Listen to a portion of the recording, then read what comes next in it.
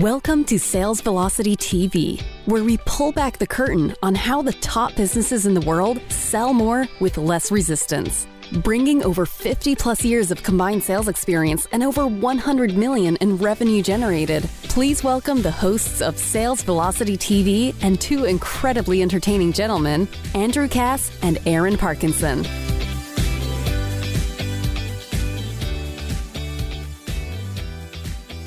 Welcome back, folks. We're talking about the new year here. So whenever you may be watching this, it will most likely be the very end of 2022. And we are talking about opportunities ahead and dangers to avoid based on really, Aaron, a lot of experience that we've had over the last probably 20 years or so, seeing what goes on online, offline, in the investment arena, the political arena. I feel like we have a really good depth in breadth when it comes to entrepreneurship, business growth, economics, politics, geopolitics. We're kind of well-rounded guys when we bring topics to the show, but naturally we're going to talk about where we see the biggest opportunities ahead in business, in life, business, life, the economy, and then some of the dangers we see that oftentimes I find the dangers are the most invisible. And they're the ones that can creep into your business and really hurt you from a taxation and regulation standpoint. We'll talk a little bit about that too. I'm a big believer, Aaron, that oftentimes it's more important to know what to avoid than what to do. That's been a real big lesson for me over the years is like everybody knows what to do. They know what they should be doing. But I think the real value comes in helping me avoid expensive mistakes. Yeah. First off, I want to say, Merry Christmas and Happy New Year's to all of our watchers and listeners. We're coming up on New Year's this weekend. It's the last show of 2022.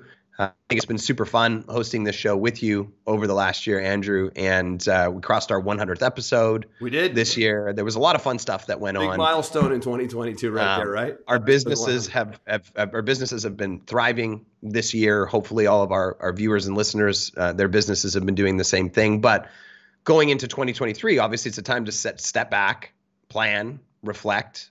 Decide where the focus is going to be in 2023. And a lot of what we're going to talk about today are the things that we're discussing internally, with regards to creating our own plans. So, I think that I'll probably kick it off today and just talk about some of the things that I'm seeing in the marketplace right now with regards to opportunities.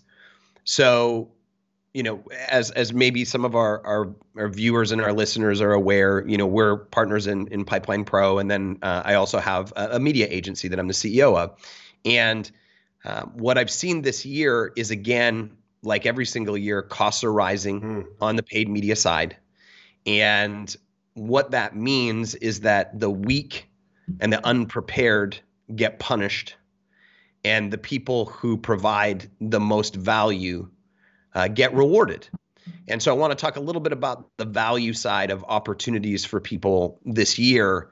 And I really still strongly feel like there's a huge opportunity to increase the value of what you're putting in the marketplace to get attention from your potential leads, prospects, customers. You're gonna have to up your game this year in that arena because it's becoming so saturated. And the opportunity is that if you dial it in right, a lot of people are going to fall off this year due to their expectation or their perception that costs are too high, right? The great thing is when the barrier to entry is high, it pushes away a lot of the weak, and the strong only become stronger. Well said. So there's really an opportunity to up your game in the value that you're putting into the marketplace. And the great thing is that I don't know if you know this, Andrew, do you know how much digital spending went up in 2022? Yeah, you told me in the beginning, but maybe you should tell the viewers now. It went up 8.8%. Now, some people might say, well, 8.8%, that's not that much. It's an enormous amount. There was $567 billion spent digitally in the United States alone this year. So what is that telling you? Everybody's like screaming, oh, recession, retractment, this, that, whatever. The spending's going up. There's more opportunity, especially in the digital space, than there was the year before. So there's money there. You just have to be better than your competitors. And the additional thing I'll say to that is when you start to build an audience and when you start to bring them into your ecosystem, whatever that is, your email list, your phone list, your sales flow, whatever, the opportunity is to really level up your communication and follow-up process to make sure that you're standing out amongst all the distractions. You and I, we own Pipeline Pro. A lot of what we have inside of our software automates a lot of that process. And I mean, there's tools everywhere right now. Even if you don't like us, you go, I don't like Andrew, I don't like Aaron, I don't want to use Pipeline Pro. God forbid, don't use nothing. Use something. Because if you don't have a really robust multi-touch follow-up system in place, you're going to get left behind in 2023. But if you do, you're going to stand out from your competition. And I will buffer that with this point, Andrew, that we talked about before this call, and then I'll stop talking and I'll hand it back over to you. What tends to happen, and we saw this, we've been fortunate enough to be around for a while. So you and I both remember the last major road bump in the economy. It was 2008, 2009, right? The whole world was ending. And there's been a lot of that vibe. Well, you really could say the pandemic of 2020. Sure. Could be. I think that was sort of You're talking about the financial crisis, really? Yeah. More than the health crisis. So they're comparable, right? Like COVID kicked off this issue and we're still in the midst of it. COVID and government and a whole bunch of other things kicked this issue off. But let's just say that 2008, 2009 was the last major, road bump. For sure it was, yeah. For the economy. Yep. What happens in these particular timeframes is that our lizard brain as business owners says, I need to pull back, I need to retract, I need to go into defense mode, I have to protect my assets.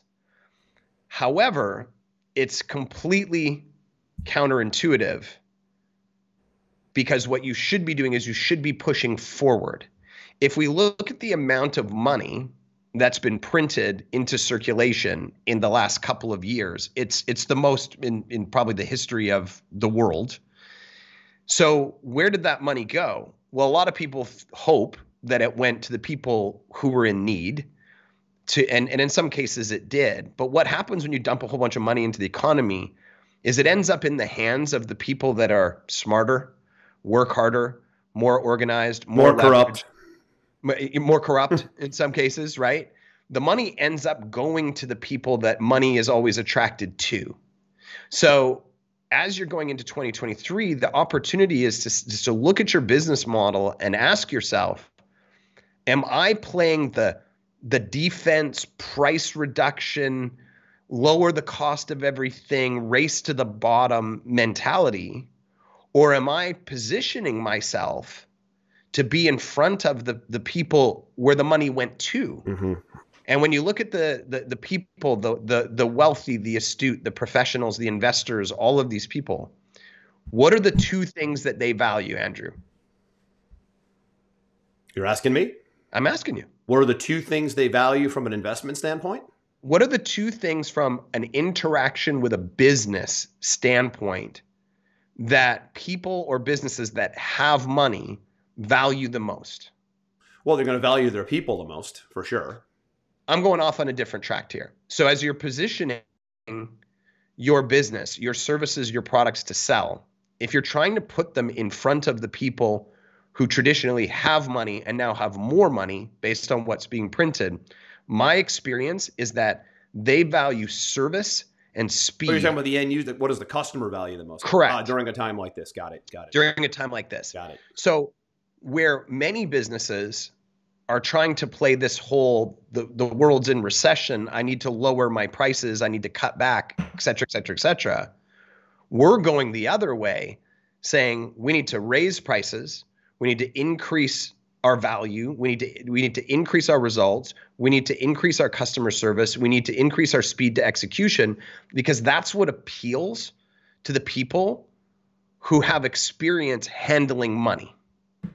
So there's your opportunity, is to look at your business and say, which direction am I going? Am I going defense, race to the bottom, lower the price? Or am I going raise the price, increase my service, increase my speed, increase my credibility, increase my results, because the money didn't go anywhere.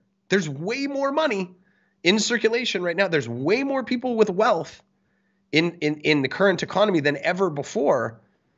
But if you buy into the narrative that there is no money and everything's in a recession and everything's a hard time, you're going to go down the wrong track with your business, in my opinion. Yeah, I think a lot of what you said is a mindset play here. It brings me to the point that I heard many years ago called embrace sophistication, right? So what's sophistication today? The advertising space that you mentioned in the beginning is hyper competitive and really getting pricey. Facebook, Instagram, YouTube, the big three, let's call it, right? So that doesn't mean, oh my God, during times like this, I shouldn't go there. It should be, oh boy, as Warren Buffett always says, there's blood in the street. Let me get in there and embrace sophistication and get ahead, because most people won't be able to play here.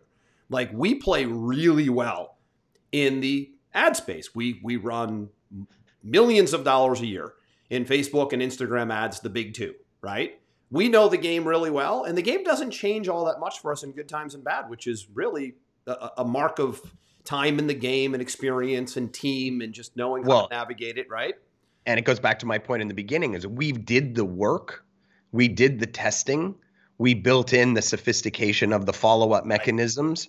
We put the teams in place and the processes in place. Right? I mean, if you look at our campaigns on a daily basis, they're pretty much the same. I mean, you and I get a notification every single day. How many new customers did we bring in? And it's, within 5 to 10 customers, like within that range, it's pretty much the same every single day. Where you're headed, right? There's a consistent play there. Yeah, absolutely. And meanwhile, I've had a whole bunch of people messaging me over the last, 4 months saying everything got too expensive. We're pulling back. We're shutting down our ad spend. So therefore, they're out of the game. They're out of the game. Right. So this is I think this is where we're going. This is almost an opportunity and a danger at the same time, right? We're talking about opportunities and dangers. So the opportunity is getting in a game that isn't a race to the bottom, such as the ad space, right? I think the biggest hurdle we make all the time with our members and clients is, okay, you're ready to advertise now. You're ready to get into buying media. You're ready to go on TV, radio, or internet. I always use the big three: TV, radio, internet. They're all relatively sophisticated, but the internet stuff is a little more sophisticated, but it's also more targeted. It's kind of easy to run a radio ad or run a TV ad, but there's a lot of hoops to jump through. But nonetheless, you if you can be in all places, be in all places, right? Most people will be in one place and they'll stay there and they'll box themselves in. If something goes wrong, they're dead. So be in as many places as you can. Embrace the sophistication. Don't advertise less. Don't look to spend more. Don't look to spend less. Look to spend more, right? I think it was Dan Kennedy that said years ago, he who can spend the most to acquire a customer wins. That was something Dan said in like 2000. I'm like, wait, what? Wouldn't you want to spend, this is very, very early on, wouldn't you want to spend the least amount? No, you want to spend the most amount. Counterintuitive, right? Let's say that in the insurance business, the lowest cost to get a customer is $50, but the highest cost is $400. The immediate knee-jerk reaction is, oh my God, I would never spend $400 to get a customer. But how do you know you wouldn't spend $400 to get a customer? The only way you can answer that question is with the data. The data would determine if you can spend $400 for a customer, because you would know what the outcome of the sale is and what the customer value is and where it goes from there. But you can't just automatically say, I'm never going to spend that much for a customer. You would say, well, show me how I could spend that much for a customer, and why would I want to? Like this is the problem I have with society in general today, Aaron, is everybody just has a quick knee-jerk reaction to things, and nobody really asks how and why. I feel like we're like the biggest danger now is like we've become a society of just forgetting how to ask how and why with everything. Why are we not questioning that guy spending $400 to get a customer for 3 years straight? What, how and why? Like, it seems like a lot, but how and why? You just made a really good point, which is another opportunity, which is why I want to pause you there. Sure. The question you should be asking yourself is how. If there's another huge opportunity this year to look at your business model and say, what are my opportunities to sell more, serve at a higher level, and increase my lifetime value? If you're in the marketplace selling one thing and that one thing is only going to get you $100, of course you can't justify spending $400 to acquire a customer. You don't have any back end. Right. If your competitor has a multi-product suite with a sophisticated system to introduce it to the client at the right time and follow up and increase their lifetime value, maybe their lifetime value is $1,200. And so they say, oh, well, now I can justify spending $400 to acquire a customer because it's profitable. And they come into every media channel and they bully you right out of it. That's right. They just eat your lunch. They push you down. And they push you down. They outspend you and outmaneuver you and outwork you and out visibility you, right? Out impression you. Absolutely. So when you look at the opportunities, look at your business model and ask yourself, who out there is doing something similar to me that maybe I can learn from to increase my lifetime value of my customers so that I can afford and I can justify spending more money to acquire them, because I want to be the bully on the block when it comes to advertising. 100%. It's another great opportunity. It's a great opportunity. So again, it's a mindset thing here, Aaron. So here's the first thing. Here's the danger is the mindset immediately defaults to no way, no how. I was speaking to somebody yesterday. First thing they said was, oh my God, I would never spend $200 to acquire an appointment. I said, how do you know? They go, well, it sounds like a lot. I said, well, but how do you know if it doesn't back out really well? I guess I don't know was the answer. I said, then don't have that reaction, because again, your immediate response is yes, no, not how and why. And I think that's the most problematic thing that faces entrepreneurs and business owners today. And I say entrepreneurs and business owners because you're in the business of making the decisions for the company. You don't work for someone else where the company makes the decisions. You work for you and you make the decisions, especially when it comes to money, economics, marketing, spend, team, operation, systems. That's a lot of decision. I make a lot of decisions throughout the week. I'm running 2 businesses, as you know. We have a podcast every single week. I manage anywhere from 20 to 30 clients in any given week. It's a lot to manage. I know it's the same for you, Aaron. My wife breaks my chops at times because I forget things on the weekend. I go, do you understand what I manage during the week? That my mind is relatively fried by the weekend, and I try not to manage much on the weekend when it comes to like stuff around the house. What I just basically showed you in those 4 buckets of what I manage and have to think about and give my energy to and deal with in a week. And Aaron, you're laughing because it's the same with you. It requires a lot of mind space. Physically, I need to be right to get the mind right and vice versa. But I'm not, if I forget, I'm trying to find a funny example around the house. Right? I'll give you the example. My wife laughs at me constantly because she says, you got to go here to pick up this thing, or you got to go here to pick up this kids. And she'll give me an address. And I go, where is that?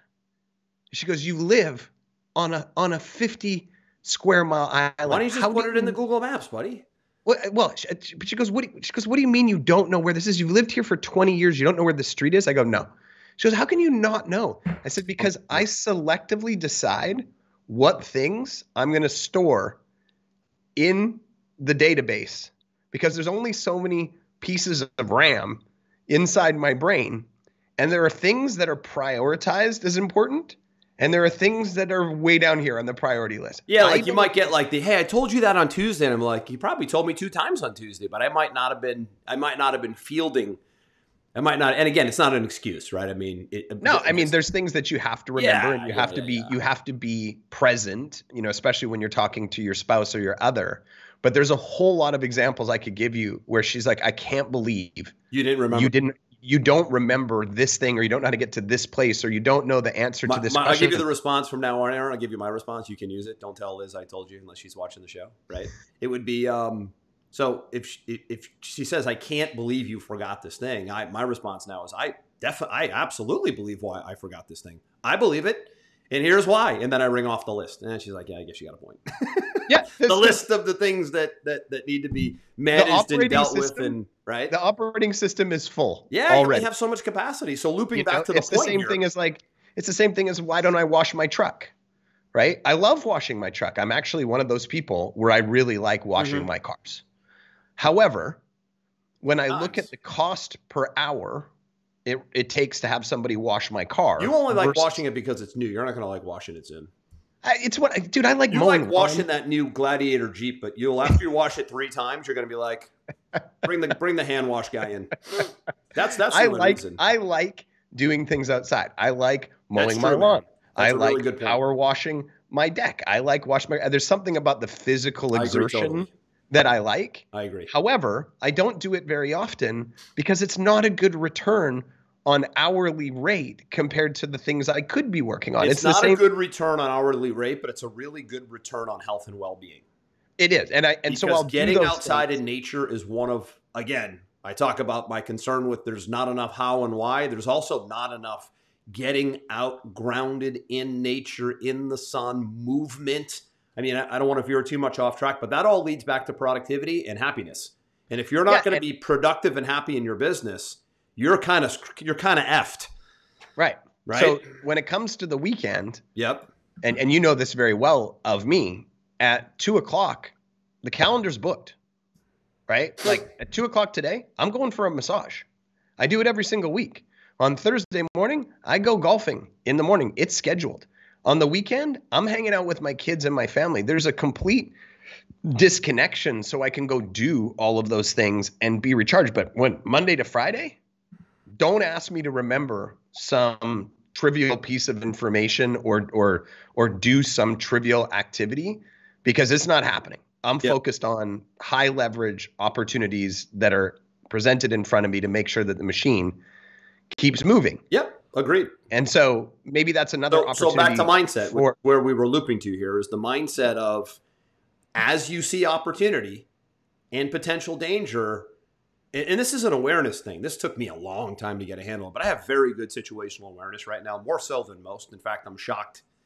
I don't know if I'm shocked by how great my awareness is, and I don't want to sound arrogant here, but I will for a second. I don't know if I'm shocked by how great my awareness is or how bad the awareness is of most of the people that I see and look at in the world today. Again, looping back to never asking how or why, immediately taking things at face value, immediately rejecting an idea such as advertising spend and spending more than less. Like all of that to me is the most crippling thing I see in man, but man in business, since it's a business show, right? Is those knee-jerk reactions with no data, no proof, and no context as to why that's a decision. That's the stuff that really puzzles me the most. Yeah, and I think that can kind of leverage into the other opportunities that we see this year. You know, you and I have differing opinions on the stock market, so I won't go down that road. Not really, Aaron. I don't think too much. I think you and I are long-term guys. Like I think I'm a long-term guy, right? So the stock market dropped 25% this year, and if you look at I was a buyer. You were a buyer. Well, yeah, if you look historically at the previous 25-point drops over the last 50 years, the subsequent year had a 21% increase. Therefore, I'm going to buy it when it's on sale. Right. Because, for example, I talk to my financial planner all the time, and she always laughs. She said, you know, how most people work is if there's a sale at the car lot and they want a car, they'll go to the car lot. It's the same mindset. If there's a sale on, you know, an auction on a house, they'll go look at it. If there's a sale at the clothing store, but when the stock is down 40%, all of a sudden it's like I'm pulling back and I'm not buying anything. This is exactly my point right there. It's on sale. This is exactly the mindset I'm talking about. Right? It's a really good analogy to the stock market. Absolutely. So I'm a buyer, right? And most people are pulling out, and the only reason that I can be a buyer and it's on sale is because people are not aware enough to look at the math and say, no, this isn't the time you pull out. This is the time you buy more. So the immediate reaction, Aaron, is, oh my God, we're going into a recession. Stocks are down. I should lighten up the portfolio. There could be an argument for that. But most people, it's like run for the gates mentality versus how do I shore it up? How do I make it a little more defensive but stay in the game? How do I maybe add some dividend income players? Like little things like that. Those, again, it's back to not just rejecting it or not just accepting it at face value, but what can I do to work around this? What kind of data can I get to make some moves that maybe the masses won't be making? I mean, you could look at what the masses are doing in almost anything, and basically, if you just do the opposite, you'll probably be on an island retired somewhere soon. You're 100% correct on that. I mean, this goes for everything. This goes with mutual funds. Yep. One of the single-handed worst investments in the history of man is a mutual fund. It's been sold as the greatest thing you can ever do, but really where the smart money is investing is usually in indexed funds that have really low expense ratios. Yep. or they're investing in individual companies long term, like Warren Buffett does. Right. And mutual funds is not where the wealthy go. That's just one example, right? If you want some data to back that up, because you're like, whatever, my company says mutual funds are great, or go buy Tony Robbins' Money Master the Game book and read it, and you'll be like, whoa. But it shows another opportunity from the same lens that you're talking about right now. We had this massive run on real estate prices. Yes. Right? Everybody was getting in there. Everyone was buying. Everyone was trying to capitalize on it. Interest rates low. Now all of a sudden, whoosh, it's tapered off. You've got 40 people a day calling in Las Vegas, handing in their realtors' licenses. Is that right? Oh yeah, it's insane. Do the research. Wow. All the realtors and real estate markets are drying up because that it's reached a peak in value. The interest rates have gone up. It's not as appealing to buy anymore. Yada yada yada yada yada. Right.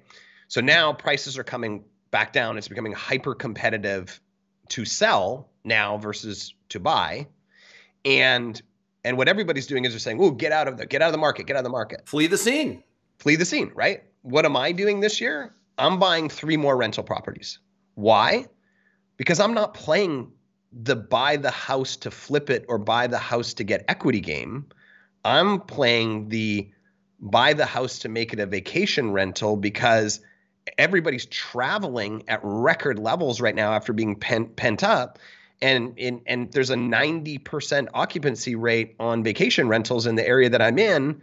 And I can rent them out for 4 to 5 times X a long-term renter. So I'm getting the cash flow plus the appreciation plus, and I'm getting the houses now at a discount compared to 2 years ago, where everyone else is trying to dump it, right? Right?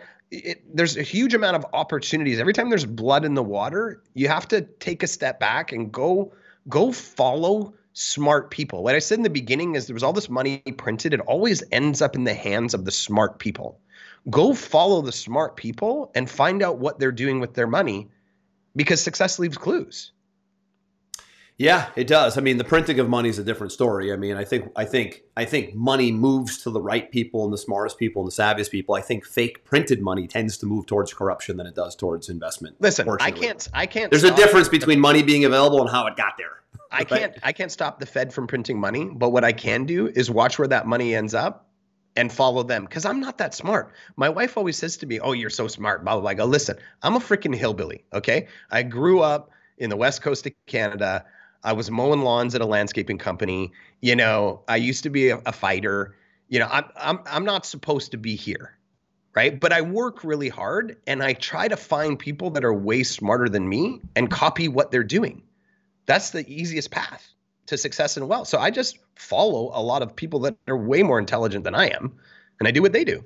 Yeah, well said. I mean, that's the power of mentorship, coaching, consulting, all of it. And right? maybe that's another opportunity for people this year is ask yourself, and this was a term that you and I were introduced to. I don't know if we were at the same conference when Andy Andrews talked about this. You remember Andy Andrews? Yeah, who wrote Traveler's Gift? Yeah, the book, The Traveler's Gift. Good book. Yeah, one of my favorite books of all time. Mm-hmm. And he said, who are on your board of directors? As business owners, especially small business owners, we have a tendency to be the lightning rod for all decisions. So we're the one actively making decisions all the time. We're the boss. And the problem with that is that there's not often a whole lot of opportunity for growth. So do you have a board of directors, is what he calls it, for your life, right? Do you follow somebody for your health that's way better than you?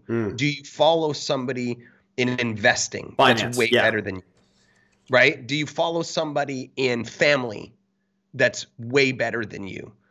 Do you have this board of directors of people that you're using? Do you watch Sales Velocity TV religiously every single Friday to be teed up on what's working in sales and what's not? Could 100% be part of your board of directors. Shameless plug. Hopefully we're sitting on that board for you folks. Right? You have a board of directors. I know, especially when it comes to, for example, fitness, right? You have a couple key people I follow that I rely on, right? Couple key, media platforms, right? That I follow in key figures. Absolutely. And physically working with actual functional medicine teams and investing the money. Yes. That's probably a good example for me. It's a great example for me. For example, I live in the Cayman Islands. So the Cayman Islands is one of the tightest packed consolidation of wealth that you will ever find, right? There's $1 trillion parked on an island with only 57,000 people.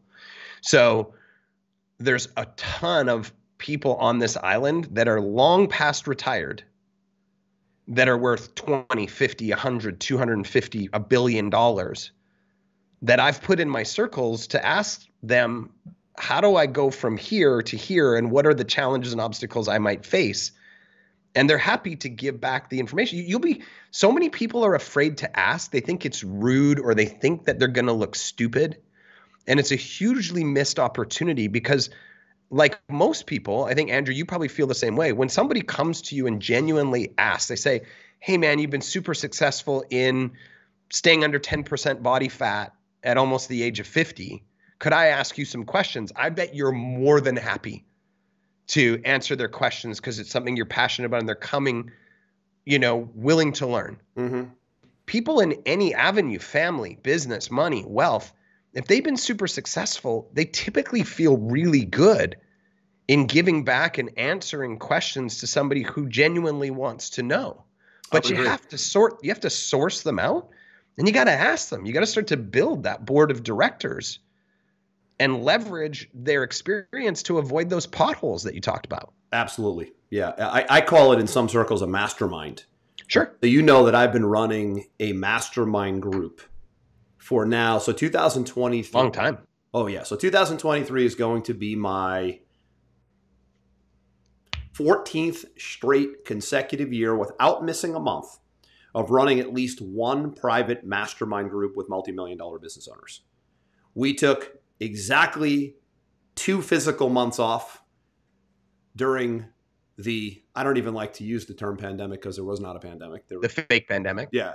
Well, I'm not saying it's fake. It existed. You've heard me say this many times on the show, but it didn't need to become a pandemic. It was just so poorly dealt with that it shouldn't have become a pandemic. It should have just been a really, really bad coronavirus season, right? But it just got delayed and dragged out for all the reasons we've mentioned many times on the show. But the point is, because of what I knew, we only missed 2, this is unheard of, 2 in-person meetings were missed in the month of April and May of 2020. In June of 2020, we've never missed a month since. Not one person has gotten sick. And much of it is because I gave them the advice that I got. And I gave them the education and information that I had, which pretty much made them relatively well prepared for being able to protect themselves. Different conversation for a different day. But the mastermind group concept is enormous. Because if you can get out of your business and into a mastermind group environment and be around 10, 20, 30, 40, 50 business owners once a month, in person, by the way. Zoom is okay, but it's really not filling the role. It won't even be near the effect that it could be. And this will be a big opportunity for you in 2023, is if you can get in a mastermind group and you can get out of the business. If you have to travel once a quarter, there's a lot of different options. If you can do something monthly and you can be in a mastermind group, that will be the fastest path to success. And it will be one of the most liberating things you do. Because to get multiple sets of eyes on your stuff is so enlightening from different industries. And then the board of directors analogy you made.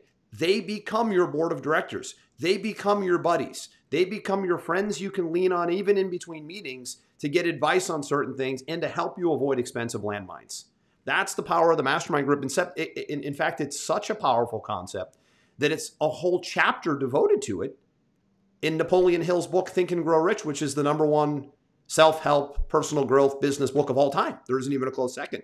The power of the mastermind. I think it's one of the 13 principles or whatever it is, which again is this board of directors mastermind concept that you need to deliberately find. This doesn't just appear. You need to find it. In fact, we're running a mastermind group in Miami for our elite clients in Pipeline Pro on March 10th.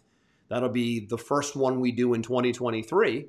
And that's a full day with us in person, in the hotel, not on Zoom, right? No distractions, to work on your business for a day, to network, to meet others, and to walk away with an idea or two that can completely change the game for you. That's what usually happens, is you walk away with an idea or two that you probably could have got on a Zoom, but for some reason when you get it live, it's so much more impactful.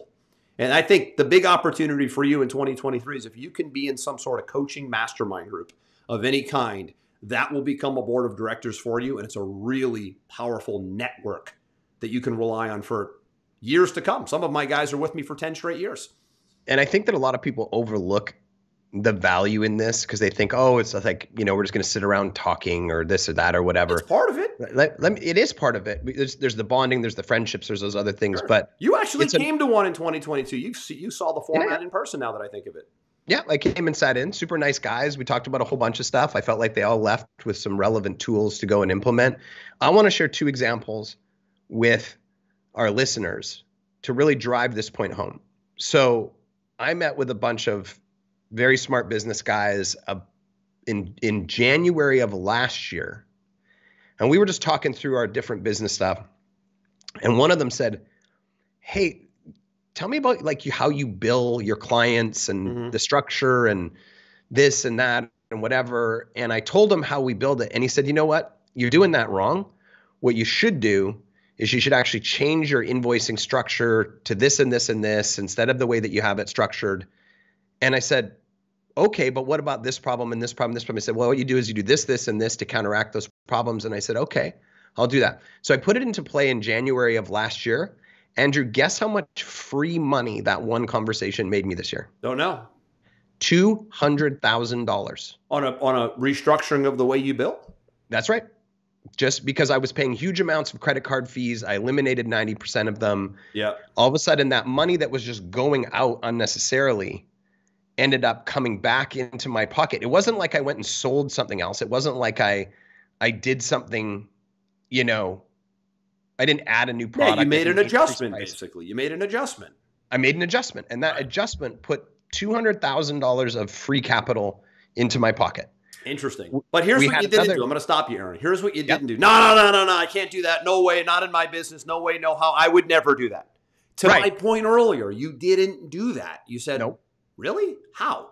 Why? What? Tell me more. And at first I was like, ooh, I don't know if it's going to work for me because of this, this, and this. And the guy said, but I said, I'm open to it. The ultimate mistake of rejecting it. 2 things. You didn't reject it right away. And you didn't take it at face value and just believe everything right away either. You actually questioned it. You critically thought about it. You analyzed it. You implemented it. That's called mature entrepreneurial thinking. And there isn't enough of it today. I promise you in 2023, folks, if we bring you nothing else, we're going to bring you a different way to think, a more critical way to play. Yeah. And yesterday I had the same thing happen. I've been looking at this one problem that we've been dealing with for a while with clients being on multiple tech stacks, and I won't go into the details of it, but we came up with a new strategy for 2023, and when I actually looked at the numbers, this one simple thing is actually going to overnight flip my expenses from 10 grand upside down per month on this particular element in the business to 2. So just this one pivot is going to put $96,000 in free capital, in pure profit in my pocket next year. Just talking it through with intelligent people and being willing to, the biggest thing for me is I don't want to be the smartest person in the room. So if I can put myself in a room with people that I think are smarter than me and be willing to look stupid by asking a question. Well, you're willing to be vulnerable. I'm willing to be vulnerable. A lot of people are like, I don't want to look stupid, right? Be willing to look stupid. Yep. And I say, here's my problem. And then sit back and listen and don't automatically get defensive and say, well, that can't work because of this or that.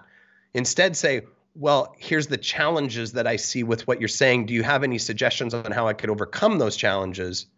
And then just listen. You would be shocked how many people have already made that mistake before. That's what I meant in the very beginning. I said sometimes it's about what to avoid than what to do.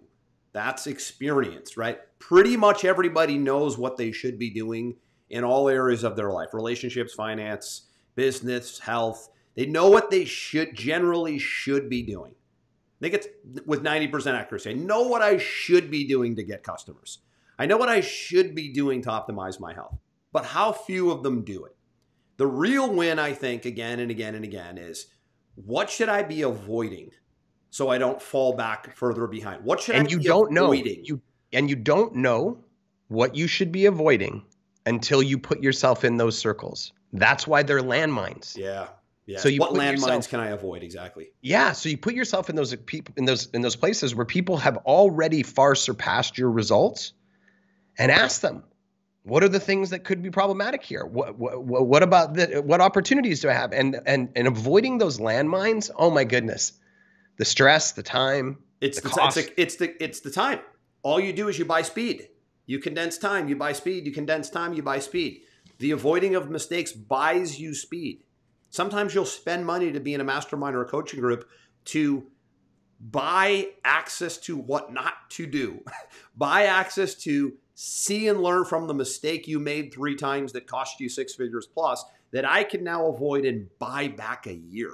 That's the alternative way to look at advice and information, right? Again, it's counterintuitive. Like most things we talked about on the show today, it's counterintuitive. It's one of the reasons, Aaron, that the whole COVID pandemic thing drove me so crazy is because all of a sudden, everything was taken at face value from two places: the federal government and the pharmaceutical industry. I couldn't think of 2 more untrusted bodies of people on the planet Earth than those 2. And in fact, you don't even have to take my word for it because Pfizer holds the world record. It's like $14 billion in massive. lawsuits. And guess what it's for? Deceptive Fraud. Marketing practices and doctor payoffs. It's like the exact thing that they hold the world record for. Like, they all of a sudden have a credibility mouthpiece, and then backed by when was the federal government the knights in shining armor ever in history, right? So it's this same taking it at face value thing, not questioning things and just reacting and going. It all applies to business too. Like, I get really skeptical of a person who's not skeptical. I'm super skeptical of the person that is not skeptical. In fact, I've not hired people because of these things I'm talking about right now. I know how to look for it now. And I can't even have conversations with people like this anymore either because they can't be trusted. Well, and I think that here's a great segue into another opportunity, and maybe we'll end it with this one today. You kind of mentioned something earlier that's really, really important. When everybody's zigging, you should be zagging. So what I have learned in my spins around the sun is that when the whole world is saying one thing, I'm going to go and try to find people who are saying the opposite thing. Just to have the info. Exactly. Just to have the info. And I'll balance out my decision making on both. But when everybody's saying one thing and you go research and source out somebody saying completely the opposite, oftentimes that's where the opportunities are. Why are they saying it? How are they saying it? Who's saying it? That's investigative research. So many people would fail with a big fat F if you were ever a lawyer, an investigative journalist, or an investigative scientist. Those people get paid the highest amount of money in the world for one reason, Aaron. They look at the good, the bad, the left, the right, the biggest conspiracy, the least conspiracy, the up, the down, the sideways. They look at all of it unemotionally. They bring it all to the middle and they go, okay, now I am going to form my case. I don't see almost anyone doing that with anything today. And as soon as I can tell in a 2-minute conversation where you got your information from, and I'm like, this isn't even worth my time. I've spent 200 hours on this topic. You've spent 2 minutes. Right. And here's a real life example to drive home what you're saying. And it's human nature a lot of the times to just go in with this herd mentality. Yep. Right? We just had potentially the biggest financial scam in the history of the world with FTX. Right. Good point. Okay? There are some really credible, intelligent, successful people that have gone right down the drain with this thing. Yep. And why is that? Because everybody was doing it and everybody wanted in on it. Which would be the number one reason why I wouldn't. Right. Nobody took the time to go, why is this a bad idea? If everybody's saying it's a good idea, why is it a bad idea? I never felt good about anything crypto. No, listen, I think that there are some very smart people in the crypto space. And I think that listen, it's not an all or nothing ideology like, the certain political party running the country. It's in the middle. It's in the middle. Both, right? But when everybody's going, oh my God, we can make so much money in this one thing. Everybody jump in. Everybody jump in. The moment that you start hearing that, you got to run. You would be really successful not participating in that conversation. 100%. Finance, health, trends, medicine, biology. It's so easy to tell right away what you should and shouldn't be doing. And it's based on usually herd mentality. There's a concept, Aaron, that's fascinating. I've become so fascinated by this. Oh God, is it broken psychology? I don't know. There's a term called mass formation psychosis, I believe it is. And I'm reading a book right now called The Psychology of Totalitarianism. Fascinating book on how people just fold like a deck of cards on everything. Really, the concept we're talking about right now, I really wanted to know what makes people tick. How do they become like sheep, like sheep. No matter what you tell them, they just fold and comply. And or more like lemmings. How does that more like lemmings, where they all follow each other right over the cliff? It's this concept. The author of the book, it's somewhere around here. I'm reading it now.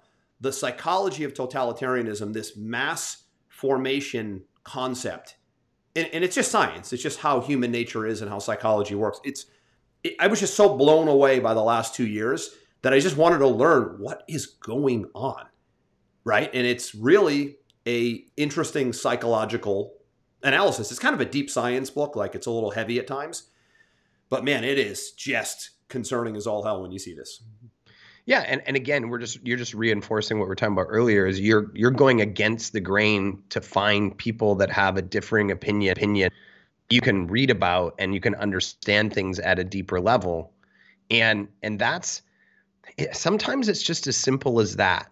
Yeah, it's taking the time to not buy into the narrative and find people with opposite opinions and opposite data. And that takes work, and it takes research, and it takes time, and then form your opinion based off of looking at all sides of an equation and then moving forward. Mm-hmm. Because that one little hesitancy, that one little pause makes you so much different than the rest of the world. And it's the people who are different that end up becoming successful. Being successful is a small percentage of the world.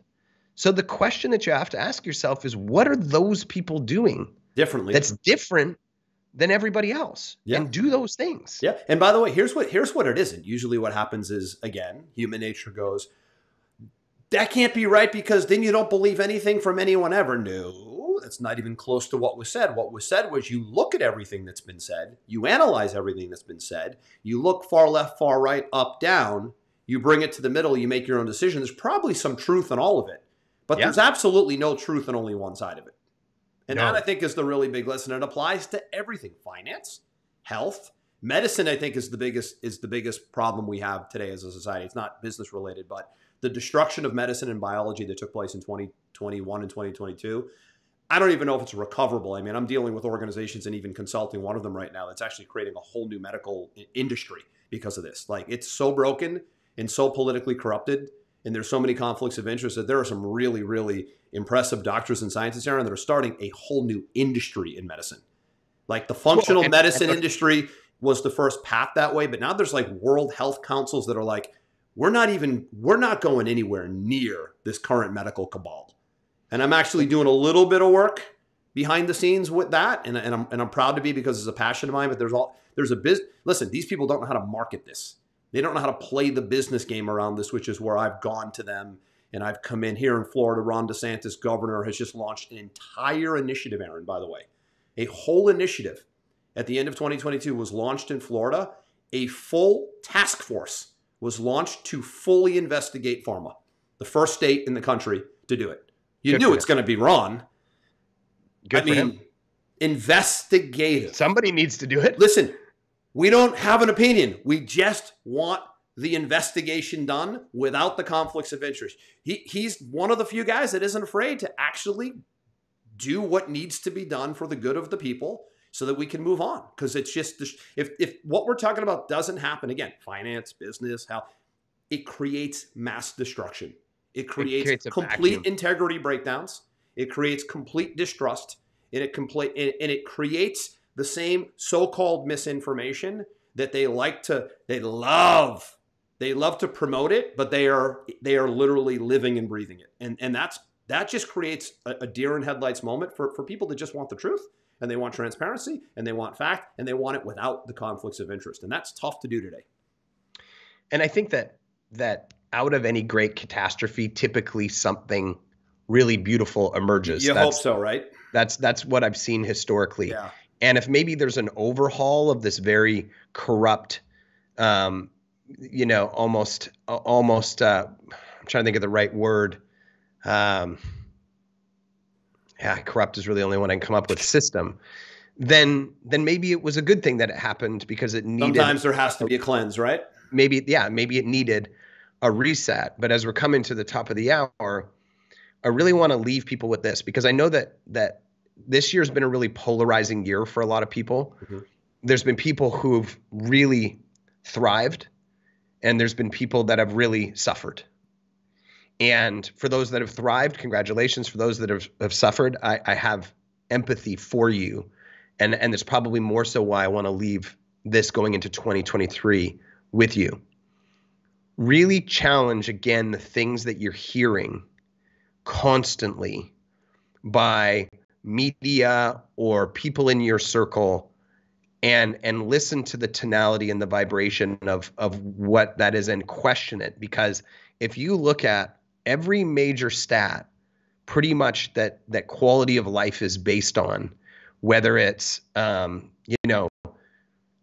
child death at birth, longevity, average income, access to clean water, access to food, access to technology, access to education, really any variable that you can look up, murder rate.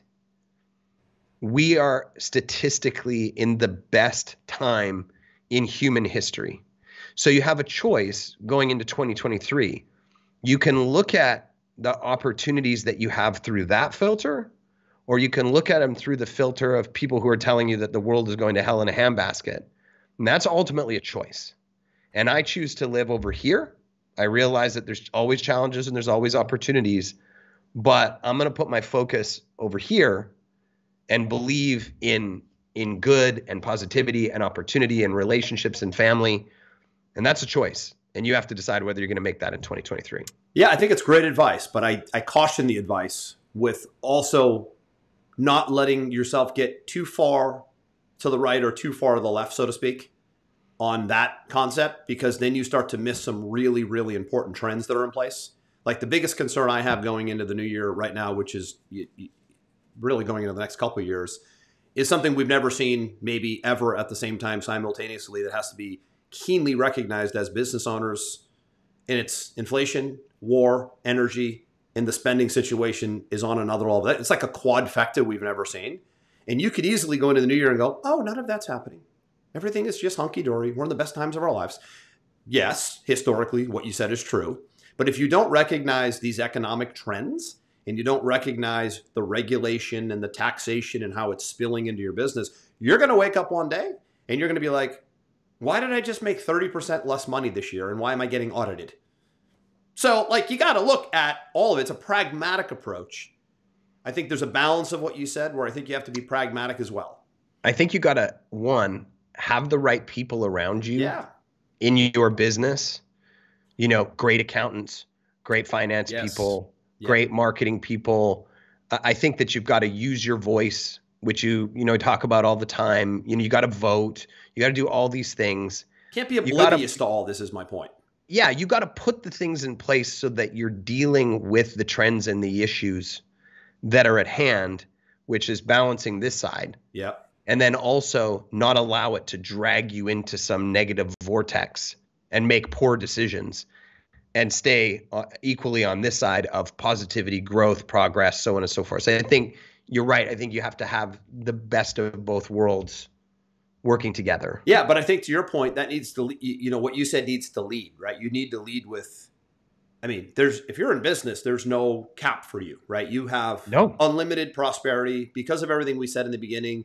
You have exactly the formula to get ahead of competition. You can crack the advertising game. You can build a great company. These things can all still happen, but you can't be oblivious to the forces around us as well. And right now, I think we're in the worst political and economic climate in American history under this current administration. There isn't even a close second, and all the data is out there, right? Inflation, war, energy, all of it. Social issues, just more focused on social issues than actual safety issues. It's insane. The medicine thing, the medical issue, the border. I mean, it just goes on and on and on and on and on. And you can completely be oblivious to all that. That will spill into your business. That will start. The biggest thing I think as entrepreneurs and business owners in America is the quadrupling of the IRS has to be looked at. So you talked a second ago about, oh, well, we could just avoid that. But then you got to know, how do you now make some pivots in your business from an expense standpoint and from a planning standpoint that you get off that radar? I mean, it's been a long time since we had a government put 87,000 brand new IRS agents in play for 2023. Hopefully the Republicans will come in and undo that. I personally don't give a shit who's in office as long as someone's trying to undo that crap. That's who I'm voting for, right? I don't care if it's Republican, Democrat, Libertarian, Independent, or if it's Mickey Mouse in office. If you're getting involved in my life, I'm going the other way. You're going to do 87,000 IRS agents. I'm voting for everybody but you. Right. So, but that's for a business. Like, what are you going to do now? I'm thinking about it, Aaron. What are we doing in 2023? You got to invest some money. Now that the chance of being audited just went through the roof. Gee, thanks. Your leadership is incredible. You've basically quadrupled the opportunity to audit small and medium-sized business owners. Now, you can pretend that isn't happening and be a complete buffoon, but that is exactly what happened in the fourth quarter of 2022. So you gotta somehow get pissed off at some of the stuff that's going on so that you can make the pivots to play the game, to plan for these things while you're adopting your strategy, Aaron, which I think is the right one. Prosperity, abundance. But along the way, who's taking shots at me? Who's coming for my knees, right? It's the guy it's the quarterback in the pocket. He's got 3 amazing receivers downfield, Aaron, but you know what? Doesn't mean he's not going to worry about the lineman coming to hit him. Doesn't mean it. Do you have somebody that's of high quality blocking your blind side? Do I got my left tackle? Okay, I mean, I got 4 receivers, 4 40 receivers. That's a lot of 4s. 4 40 receivers, right? And but I'm really worried about the guy running a 4.6 on the defensive end on my backside. That's called pragmatic optimism. It is so lacking today that I think it's a bigger issue than knowing what to do or what not to do. You got to be looking at the good and the bad, again, pragmatically, to get the edge. And for new year, any time, really. So that's where I think that's an age and maturity thing. I think that I wasn't really good at analyzing the data like that maybe 10 years ago. But I think in the last 10 years, I've become really good at it. And now I just live in a real skeptical, question everything mindset. And I'd way rather be in that space than just everything's hunky-dory and accept everything as is and everything's fine. And I'm like, oh boy, when I see that coming, when I see that train coming here, I'm just like, oh geez, God, that person is going to be like chewed up, spit out, and stomped on Tuesday. So, all right. Well, we're going into New Year. Excited to have another year full of great shows. Yep. And I'm wishing everybody coming in the new year. I'm wishing everybody a safe, enjoyable, restful New Year's weekend with you and your families, and just excited to have more of these great conversations in 2023. Yeah, I think what you'll see, folks, in 2023 is a lot of different, more rounded. It's a sales show, so I feel like everything comes back to sales to some degree. But you're going to see a lot of diverse topics on business growth, economics, investment, just things that you need to know that are going on around the orbit of you and your business so you can get ahead of it and make the key decisions. Again, maybe avoiding the expensive mistakes instead of making the expensive mistakes. We've made them, and a lot of times we'll bring them to the show. We'll bring case studies to the show. We'll bring some guests onto the show. A lot of people reach out to us to be guests on the show. I think we'll bring very specific, well-sourced guests onto the show who are building big businesses, and they've maybe done it in a contrarian way. I think that's probably going to be the angle for 2023. So appreciate everybody's support of the show. I think, it was a big milestone, episode 100 in the new year. So on the road to episode 150 and 200 in 2023, whenever you may be watching this, some great advice on the show. Get some details here in the show notes, and you can see all past shows from 2022 at salesvelocitytv.com. We'll see you for the first show of 2023 next week. I'm Andrew. That's Aaron. This one's a wrap. We hope you enjoyed this episode. Sales Velocity TV is powered by Pipeline Pro, the ultimate all-in-one sales pipeline management and marketing automation platform that makes all others obsolete. And we can prove it. take a tour at gopipelinePro.com. See you on the next episode.